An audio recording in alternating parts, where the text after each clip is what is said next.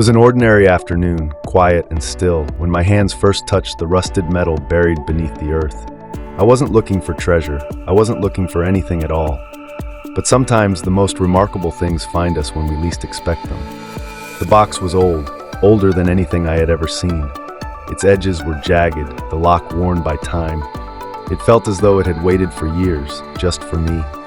As I pried it open, a soft creak broke the silence. Inside, I didn't find gold or jewels. Instead, I found something far more valuable, pieces of a story that hadn't yet been written. There were letters, faded photographs, a few small trinkets, a key with no lock, a watch with no time, and a compass that no longer pointed north. It didn't make sense, not at first. But as I held the first letter in my hands, I saw something that made my heart stop.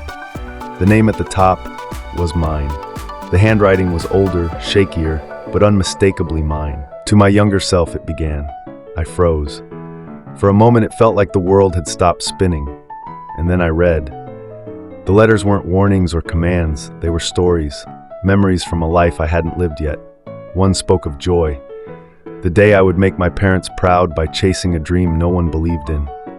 Another spoke of loss, a missed chance to say goodbye to someone I loved because I thought I had more time. Each letter felt like a window to a future I could almost touch, but not yet change.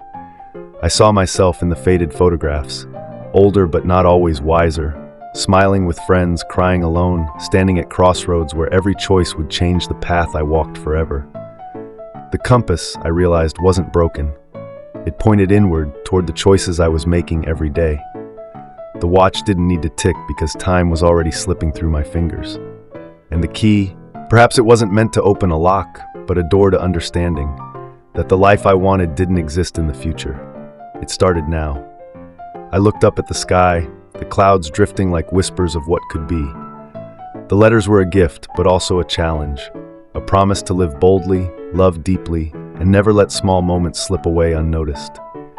Carefully, I placed the letters back into the box, along with the compass, the key, and the watch. I buried them again, not because I wanted to forget, but because I knew they would wait. They would wait for someone else to find them when the time was right. As I brushed the dirt from my hands, I whispered a silent promise to the boy I would one day become. I will make you proud.